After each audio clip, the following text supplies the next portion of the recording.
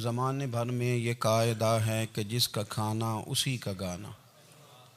हज़रत हकीमुल उम्मत फरमाते हैं कि ज़माने भर में ये कायदा है कि जिसका खाना उसी का गाना। तो जिनका हम खा रहे हैं उन्हीं के फिर गीत हम गा रहे हैं। कायनात अर्ज़ी और समावी पर सबसे बड़ा, सबसे शानदार, सबसे खूबसूरत, सबसे ठंडा, सबसे अमन वाला जो इनकलाब है वो मेरे नबी पाक ने बर्पा फरमाया। बड़ी ये कम नसीबी है कि मुसलमानों में फ़िरके बन गए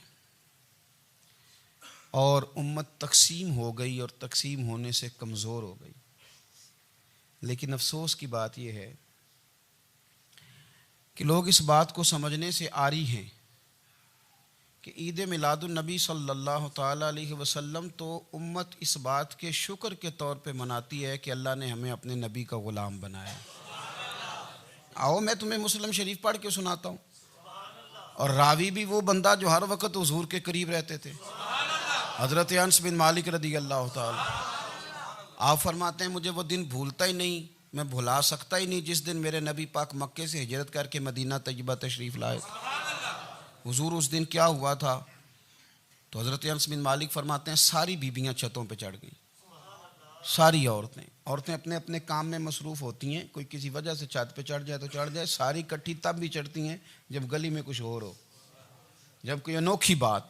सारी बीबियाँ छतों पे चढ़ गईं, बच्चे दरख्तों के साथ चिमट गए और फरमाते हैं कि 70 के करीब लोग हुजूर की सवारी के आगे थे और बाकी सैकड़ों की तादाद से सवारी के पीछे थे। और फरमाते हैं ये अलग मंजर था। और ये मुस्लिम शरीफ में नारा मौजूद है, मुस्लिम शरीफ में, ये सही मुस्लिम में मौजूद है कि जब हुजूर मदीने आ रहे थे तो मदीने वाले नारा लगाते थे या मुहम्मदा या रसूल अल्लाह, और चलते हुए लगा रहे थे या मुहम्मदा या रसूल अल्लाह का वो नारा लगा रहे थे। और फिर हज़रत अनस बिन मालिक फरमाते हैं ये दो मंजर ये थे, एक तीसरा मंजर भी था। मदीना शरीफ के अंदर कुछ कबीले थे, आज भी ऐसा होना नहीं चाहिए। ये इस्लाम ना सिर्फ इसको नापसंद करता है बल्कि इसकी तरदीद करता है। छोटी बरादरी बड़ी बरादरी आज भी तकसीम है, नहीं होनी चाहिए। अरब के अंदर भी तकसीम थी, कुछ कबीलों को छोटा जानते थे, कुछ को बड़ा जानते थे। एक कबीला था बड़ा कबीला बनु नज्जार का, चौधरियों का कबीला, सेठों नवाबों का कबीला, बड़े लोगों का कबीला। उस कबीले की बेटियां एक कोने में दफ लेके बैठ गईं। नबी पाक सल्लल्लाहु ताला अलैहि वसल्लम के गुलामों बात को समझे। एक मंजर ये कि औरतें छतों पे, आज हम मना करेंगे क्योंकि ये पर्दे की आयतें नाज़िल होने से पहले की बात है। अब आयतें आ गई, अब हम ये इजाज़त नहीं देते। औरतें छतों पे चढ़ गईं, मर्द गलियों में नारे लगाने लगे और बनु नज्जार कबीले की बेटियां, छोटी बच्चियां वो एक कोने में दफ लेके बैठ गईं और वो पढ़ने लगी ताला अल बदरु अलैना। अब तो मिलाद गरीबों में रह गया है। हमारे यहाँ फैशन हो गया है, जब हालात ख़राब होते हैं तो लोग बरकत के लिए मिलाद कराते हैं, और जब अमीर हो जाते हैं फिर उन्हें मिलाद के जायज़ होने की दलील ही कोई नहीं मिलती। फिर वो ये फैशन है। बंदा थोड़ा सा पढ़ जाए ना दो चार चीज़ें तो हर चीज़ को गलत कहना उसकी तबीयत होती। फिर ये फैशन है कि मेरी सोसाइटी नहीं हो गई, किताबें नहीं हो गई, फर्नीचर नया हो गया, दोस्त नए हो गए, तो मज़हब वही पुराना। ओए होए, कोई तरक्की करनी चाहिए। फिर वो तरक्की करते हैं बेचारे। और जिनकी पीछे 10 नस्लें और 50 नस्लें मिलाद मनाती आ रही, को तो नहीं दलील कोई नहीं मिली। सुभान अल्लाह। जिनकी दादी वुज़ू करके खीर पकाती थी 11वीं की, जब अमीर हो जाते हैं तो उन्हें 11वीं पकाने की दलील ही नहीं मिलती। अब आप अमीर हो गए मेरे भाई, आपका फैशन है, ये तबीयत का हिस्सा है। आप चाहते हैं कि मैं वो काम करूं जो दरवेश लोग, सादे लोग नहीं करते। तुम अपने मामलात को बचाने के लिए नारे लगाओ तो तुम्हारे पास सारी दलीलें हैं, लेकिन ये तुम्हारा नसीबा है कि तुम झूठों के नारे लगाते हो। लेकिन ये गरीबों का नसीबा है कि मिलाद वाले रसूल का नारा लगा। ये गरीब का हिस्सा है। लेकिन वो बनु नज्जार की बच्चियां गरीब नहीं, अमीर घराने से थी। उन्होंने जो बात की उसको हफीज जलंधरी ने लिखा। मरहूम कहने लगे कि वो नन्ही बच्चियां, छोटी बच्चियां थी। कहते वो नन्ही बच्चियां वहां बैठकर दफ बजाती थी और रसूल पाक की जानिब इशारे करके गाती थी और लोगों से कहती थी कि ये को हमारा पेशा नहीं दफ बजाना, हम तो चौधरियों की बेटियां हैं, हम तो बड़े खानदान से हैं। वो नन्ही बच्चियां जो बैठकर वहां दफ बजाती थी, रसूल पाक की जानिब इशारे करके गाती थी और कहती थी हम हैं बच्चियां नज्जार के आली घराने की, खुशी है आमिना के लाल के तशरीफ लाने। हमें बड़ी खुशी है आमिना के लाल के, खुशी है आमिना के लाल के, खुशी है आमिना के लाल के, हमें खुशी है आमिना के लाल के तशरीफ, खुशी है बस आमिना के लाल के तशरीफ। नबी पाक सल्लल्लाहु अलैहि वसल्लम से उम्मत का जज्बाती रिश्ता है। ये पहले दिन से ही अबू जाल कब मना करता था किसी मुसलमान को कि खाना काबा में नमाज ना पढ़ो, कहता पढ़ो। हज़रत सुहैब इब्ने सन्नान रूमी से उसने कहा कि आप अपने तरीके के मुताबिक, मुसलमानों के तरीके के मुताबिक काबे के अंदर नमाज पढ़ें, जो मर्जी करें। रोकते तो वो नबी पाक के करीब जाने से थे। वो मंडियों में बैठ जाते थे, हुजूर के करीब ना जाना, हुजूर के करीब ना जाना, हुजूर के करीब ना जाना। मेरी बात को आप समझे और हमेशा याद रखें, उम्मत का नबी पाक से जज्बाती रिश्ता, जज्बाती। ये जो रसूलुल्लाह की उम्मत है ये गुनाहगार हो सकती है पर अपने नबी की गद्दार नहीं होती। मैं आपको सही कह रहा हूँ। मेरे क्लीन शेव नौजवान के कान में आप जाके कहें नबी पाक, चाहे उसने नमाज ना पढ़ी हो, चाहे उसने दाढ़ी ना रखी हो, आप हुजूर का नाम लें, उसके रोंगटे खड़े हो जाते हैं, उसकी तबीयत, उसका दिल धक धक करता है, उसकी एक एक रूह से मोहम्मद मोहम्मद की आवाज़ें निकलती। ये फैज़ है रसूल पाक का और ये करम है अल्लाह का इस उम्मत के साथ। अमीर मिल्लत पीर जमात अली शाह साहब मुहद्दिस अली पूरी फरमाते हैं, एक जगह हिंदुओं का जलसा था, हिंदू पंडित तकरीर कर रहा था, उसने नबी पाक सल्लल्लाहु अलैहि वसल्लम की शान में माज़ अल्लाह को बेअदबी कर दी। मुसलमान थे ही नहीं, एक मुसलमान था, वो मलंग नहीं होते दौरी डंडे वाले, उसके पर रंगीन डंडा था, वो कहीं दूर बैठा था। तो उसने सुन ली, स्पीकर चल रहा था, तो वो डंडा लेके तो स्टेज पे चढ़ आया। वो कहता मैंने पंडित के सर में मारा एक ही है, पर मारा ज़रा सही करके। वो ढेर हो गया, लोगों ने गिरफ्तार कर लिया, जेल में चला गया। पीर साहब कहते हैं मैं मिलने गया, बंदे को बिस्मिल्लाह भी सीधी नहीं पढ़नी आती, सूरत इखलास भी ठीक नहीं आती, उसे रब्बना आती ना दुआ नहीं कर सकता, मलंग है। मैं मिलने गया और मैंने कहा यार ना तू नमाज पढ़े, ना दाढ़ी रखे, ना तू मस्जिद जाए, पर तूने कमाल कर दी। तो कहते हैं पीर साहब छम छम रोया और पंजाबी में कहने लगा पीर साहब मैं गुनाहगार हाँ, पर अपने नबी दा गद्दार ते नहीं ना। ये गुनाहगार और गद्दार में फ़र्क होता है। मैं गुनाहगार हूँ पर यह तो नहीं ना किसी की जरूरत कि मेरे सामने मेरे नबी के बारे में बात कर जाए और साड़ी उच्ची ते सुच्ची सरकार ਨੂੰ गल कर जाए। ये बात आप समझें। दुश्मन अहमद पे शिद्दत कीजिए, मुल्हिदों से क्या मुरव्वत कीजिए, शिरक ठहरे जिसमें ताज़ीम रसूल, उस बुरे मजहब पे लानत कीजिए और मिसले फारज जलजले हो नजद में जिक्र आयाते विलादत कीजिए और या रसूल अल्लाह की कसरत कीजिए। नबी पाक का प्यार उम्मत के लिए सरमाया हयात है। रसूल पाक के साथ उम्मत का वालेहाना रिश्ता है। नबी पाक के साथ वाले, हजरत खुबैब को गिरफ्तार कर लिया मक्के वालों ने। उस वक़्त गुर्बत थी इस्लाम पर। मक्के में सारे लोग इकट्ठे हो गए और चौक में फांसी देने लगे हजरत खुबैब को। कहना आसान है, करना बड़ा मुश्किल है। बंदा जेल में उलझ जाए तो मैंने बड़े बड़े सियाने लोग माफ़ियाँ मांगते देखे, बड़े बड़े लोग कहते देखे हैं कि ये काम बड़ा। कैदे तन्हाई बजाते खुद एक मुसीबत है। आपको अकेला रहना पड़ जाए ना, ये लॉकडाउन हुआ है तो लोग नफसियाती मरीज बन गए।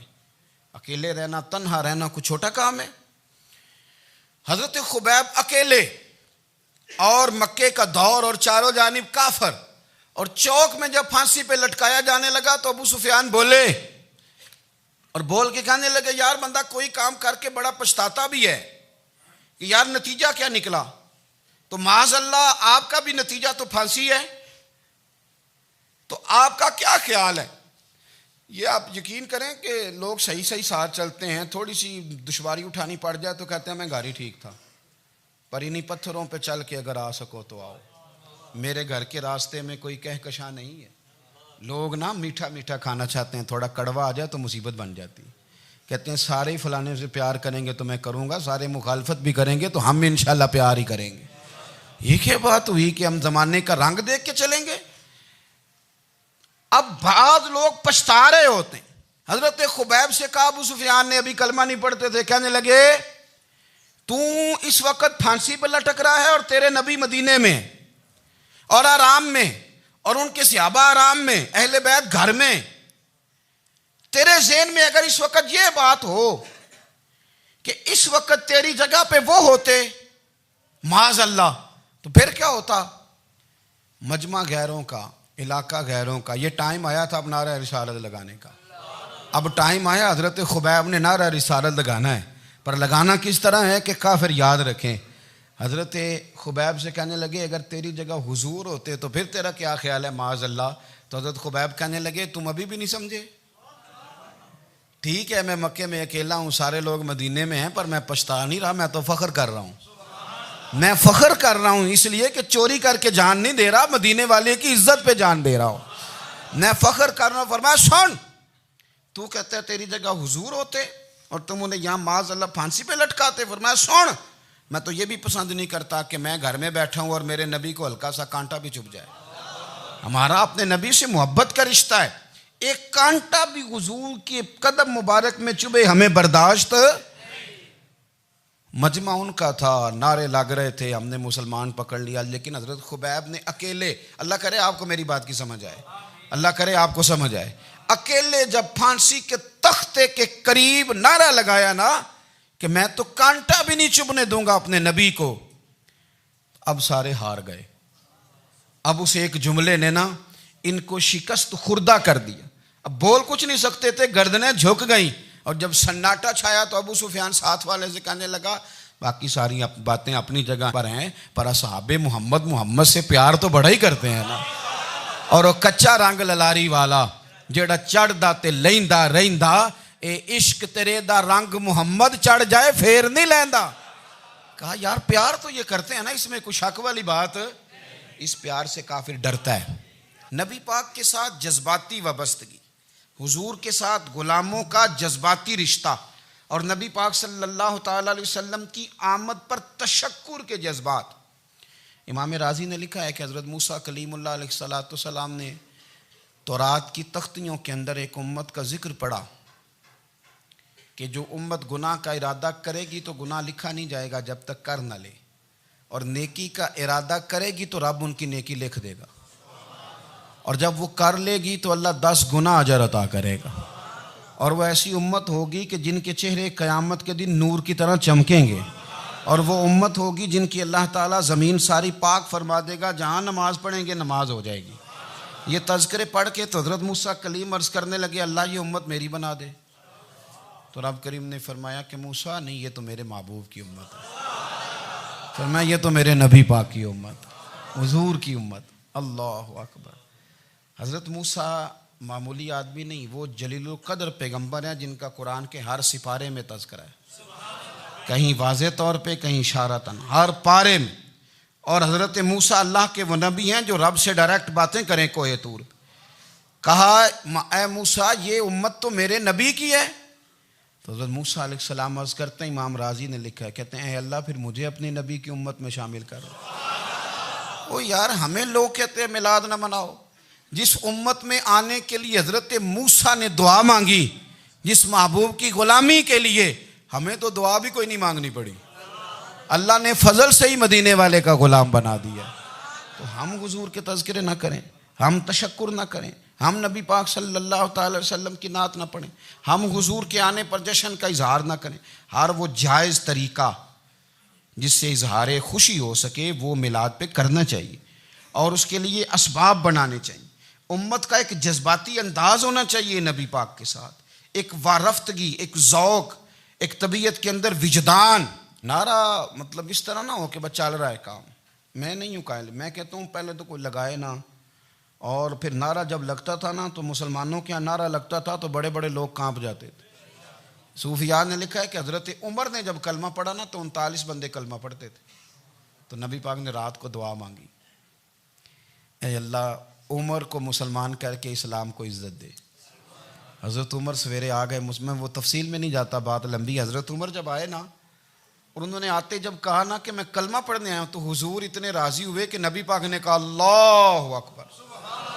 तो सहाबा ने नारे लगाए अल्लाहु अकबर अल्लाहु अकबर, यानी 40 लोग मुसलमान हुए तो नारे लगे। हमारे सूफिया कहते हैं हजरत उमर के आने पर जब नारे लगे तो बताओ कि वो तो नारा तकबीर लगा, नारा रिसालत क्यों नहीं लगा? तो कहते हैं गोया हमें हुजूर ने ये समझाया है, हुजूर के इशारों ने समझाया है कि मैं अब अपने नारे खुद तो नहीं ना लगाऊंगा, मैंने तो अल्लाह अकबर कह दिया, उमर आ गया है, मेरे नारे लगाता रहेगा। अब नारे लगेंगे। हजरत उमर ने पहले दिन ही कहा कि हुजूर आप सच्चे रसूल हैं तो छुप छुप के नमाज क्यों पढ़ें? शुरू हो गए नारे, हुजूर आप सच्चे हैं तो छुप छुप के नमाज का क्या माना हो? तो हुजूर ने फरमाया तेरा क्या इरादा है? हुजूर सारे नहीं, एक मैं एक अमीर हमजा, एक लाइन के आगे वो लग जाए, एक के आगे मैं लग जाऊं, और बाकी मुसलमान जितने हैं कुल 40 थे, पीछे 18 19 बचेंगे, तो एक लाइन में वो हो जाए, एक में आगे, एक में अमीर हमजा हो, एक में मैं हूं, तो देख लेते हैं ये हमें नमाज कैसे नहीं पढ़ने देते। हाँ देख लेते हैं, आए ना मैदान में, इधर आ सितमगर हुनर आजमाएं तो तीर आजमा हम जिगर आजमाए, और गुलामाने मोहम्मद जान देने से नहीं डरते, ये सर कट जाए यहाँ रह जाए कुछ परवाह नहीं करते। फरमाया भी पता चल जाता है ना, एक लाइन में हजरत अमीर हमजा हो गए, एक में हजरत उमर हो गए। पहले ये मारते थे, जो हरम शरीफ में मुसलमानों के तरीके पे नमाज पढ़ता था, ये जुलूसों की बड़ी बरकत है, अंदर बैठे रहे ना चुप करके, निकल जाएं तो पता कुछ भी नहीं चलता। जब निकलते हैं ना लोग कहते हैं जुलूस क्या माना है, तो मैं बताता हूँ ना जुलूस का माना क्या है। हजरत उमर ने बाहर निकले, 2 लाइनों का जुलूस, लंबा भी कोई नहीं, बंदे भी 40, और जनाब फारूक आजम बाहर निकले तो उमर का नारा, उमर का, हजरत उमर ने यूं करके आस्तीने बाजू की चढ़ा ली और अपने गले में जो उनके रुमाल था ना उसको यूं सीने पे बांधा, और इस हाथ में तलवार थी तो यूं करके बाहर लहराई, कहने लगे ओ मक्के के काफिरो इधर आओ मेरे सामने, जिसने अपनी बीवी बेवा करानी हो, जिसने बच्चे यतीम कराने हो, वो आए मैदान में। मुस्तफ़ा के गुलाम आज सड़कों पे निकल आए मैदान में, हमारे सामने हमारा मुकाबला करे, आए ना मैदान में, हम निकले हैं। अब हम यहाँ काबे में एलानिया नमाज पढ़ेंगे, हम पढ़ेंगे, ताकत है तो आओ ना हमारा मुकाबला करो, आओ। कुफर बजाते खुद बहुत बड़ा झूठ है, और झूठ के पैर, बस 2 बंदे निकले तलवारें लेके आगे, तो फिर हजरत उमर ने एलानिया नमाज पढ़वाई खाना काबा। तो मेरे भाई रसूलुल्लाह सल्लल्लाहु अलैहि वसल्लम के गुलाम तो जब नारा लगाते थे तो हो ही कमाल जाता था। फिर बरेली के इमाम बोले, कहने लगे पेश हक मुजदा शफात का सुनाते जाएं। हुजूर क़यामत के दिन आगे ना हमारे आगे खुशखबरी देंगे, कहेंगे तुम फिक्र ना करो, आ जाओ मैं तुम्हें बख्शवाता हूँ, मैं तुम्हारी सिफारिश, आ जाओ पीछे। हुजूर न पेश हक मुजदा शफात का सुनाते जाएंगे। यकीन करें बरेली के इमाम को भी बड़ा ही रंग आता है बयान करने का। कहने लगे आप रोते जाएंगे, अल्लाह को मनाना है ना हुजूर ने, कहते हैं पेश हक मुजदा शफात का सुनाते जाएंगे, आप रोते जाएंगे पर हमको हंसाते जाएंगे। बागे जन्नत में मुहम्मद मुस्कुराते जाएंगे, फूल रहमत के गिरेंगे हम उठाते जाएंगे, और हश्र में होगा हमारा दाखिला इस शान से हम या रसूल अल्लाह का नारा लगाते जाएं, हम या रसूल अल्लाह का नारा। इमाम राजी कहते हैं हुजूर ने एक रुका पकड़ा छोटा सा, एक बंदे को लोग दोज़ख में लेके जा रहे हैं। अच्छा मुझे एक बात बताओ, फैसला पहले हो गया है, अल्लाह के सामने हुआ है, और फैसला हो गया और तय हो गया कि दोज़ख में जाना है, वो करीब पहुंच गए दोज़ख के, तो हुजूर ने देख लिया, और बताया किसने? हजरत आदम ने। हजरत आदम कहने लगे हुजूर वो आपके गुलाम को दोज़ख में ले जा रहे हैं। नबी पाक आगे गए, क्या पढ़ते हैं हमारे भाई, हुजूर ने मुझे उनसे छुड़ा के छोड़ दिया। नबी पाक सल्लल्लाहु अलैहि वसल्लम आगे गए, फरमाया इधर आओ, कहाँ लेके जा रहे हो? अल्लाह के सामने फैसला हुआ है ना, फरिश्तों ने किया है ना, फरिश्ते को किसी से बदध्यानती तो नहीं ना करते, फरिश्तों ने जो किया ठीक किया है ना, क्यों लेके जा रहे हो? सोने गुनाह ज़्यादा है, नेकियां थोड़ी हैं। फरमाया मेरे सामने तोलो। किसी फरिश्ते ने नहीं कहा कि सोने हम माज़अल्लाह हमको बेईमान है, हमारी कोई इससे जिद चल, साडा को बनना सान जाए दे नाल, भाई मेरा मतलब है सही तोला है, फैसला है, फरमाया दोबारा तोलो। गोया रब भी फरमाता है जैसे मेरा महबूब कहता है वैसे ही कर, और कोई नहीं दोबारा तोल लो, कोई हर्ज नहीं, तोलो ना दोबारा। फरिश्ते दोबारा आएंगे, उन्होंने दोबारा तोला, एक पलड़े में नेकियां एक पलड़े में गुनाह। अब वो गुनाह फिर ज्यादा निकले तो नबी पाक ने ना जेब से इतना सा रुका निकाला, रुके का भी कोई वजन होता है, वो हुजूर ने नेकियों के पलड़े में रख दिया, नेकियां बढ़ गई। फरिश्ते भी चुप कर गए। चलो भाई जन्नत में। मेरी तरह का था ना, पता सारा है सरदार ने की थी, पता तो था ना उसे, मन आनम के मन दानम। तो सीधा हुजूर के कदमों से जा लगा, कहने लगा सोने मैं तो सारी ज़िंदगी गुनाह करता रहा, ये कौन सी नेकी है? तो हुजूर फरमाने लगे चुप कर, जन्नत का दरवाज़ा खोल गया, तू जा जन्नत में। हुजूर रुके में क्या है? फरमाया तूने एक दिन दरूद सलाम नहीं पढ़ा था, मैंने तेरा संभाल के रखा हुआ तेरा दरूद शरीफ, वो नारे रिसालत नहीं तूने लगाए थे, वो तो खोल के मेरे तज़किरे मैंने तेरा संभाल लिया। दोज़ख में मैं तो क्या मेरा साया ना जाए, क्योंकि रसूल पाक से देखा ना जाए, मेरे रसूल पाक। और मेरी बात सुनो, मैं भी आपको खाना नहीं खिलाता, लंगर मेरे संगी खिलाते हैं, मेरे दोस्त आपको खाना पेश करते हैं। हर जगह आप जाते हैं तो वहाँ कुछ लोगों की ड्यूटी होती है, लेकिन तिरमिज़ी शरीफ सियासता की हदीस है, हज़रत अनस ने पूछा था हुजूर क़यामत में कहाँ मिलेंगे? फरमाया हौज़े कौसर पे। हुजूर वहाँ अनस पानी पिलाएंगे कि बिलाल पिलाएंगे कि सुहेब पिलाएंगे? फरमाया नहीं, उम्मत प्यासी आएगी तो मैं अपने दस्ते मुबारक से पानी पिलाऊँ। हुजूर वहाँ ना मिले तो फरमाया पुल सिरात पे आना, उम्मत गुजरेगी तो मैं रब्बे सल्लिम की दुआएं करूँगा। तो आला हज़रत फरमाते हैं जब हुजूर दुआ कर रहे हैं तो डरने की ज़रूरत क्या है? खुदा की रज़ा चाहते हैं दो आलम, खुदा चाहता है रज़ाए मोहम्मद, रज़ा अब पुल से वज्द करते गुजरी कि है रब्बे सल्लिम दुआए मोहम्मद सल्लल्लाहु। तो हुजूर वहाँ मुलाकात ना हुई तो फिर इस हदीस को भी ये हदीस मजबूत कर देगी। हुजूर फरमाने लगे फिर मिज़ान अमल पे आ जाना, उम्मत के अमल तोल रहे होंगे और मैं कामयाबी की दुआएं मांग रहा हूँगा। तो जिसके लिए हुजूर दुआ मांगेंगे नाकाम होगा, नाकाम होगा। अपने बच्चों को हुजूर की मोहब्बत सिखाएं, नबी पाक सल्लल्लाहु अलैहि वसल्लम की ग़ुलामी करें। आपका रिश्ता नबी पाक के साथ मजबूत होना चाहिए, आपके ताल्लुकात हुजूर के साथ मजबूत होने चाहिए। और आपने दाएं बाएं नहीं देखना कि प्रोपेगेंडा क्या है, लोग क्या कह रहे हैं। लोगों को देख के जो लोग रास्ता बनाते हैं वो पीछे रह जाते हैं। आपने ये देखना है कि मेरा हुजूर से निस्बत का ताल्लुक मजबूत है, कोई किधर जा रहा है इससे हमें कोई ताल्लुक। इस वक्त आलमी हालात क्या हैं, कौमी हालात क्या हैं, मुआशी हालात क्या हैं, जर्नलिस्ट क्या कह रहे हैं फलाने के, हमें इससे गरज नहीं है। हमें तो इतना पता है कि हमने अपने नबी को राज़ी करना है। तो इसलिए खूबसूरत महाफिल का जिक्र करें, खूबसूरत दुरूद शरीफ पढ़ें।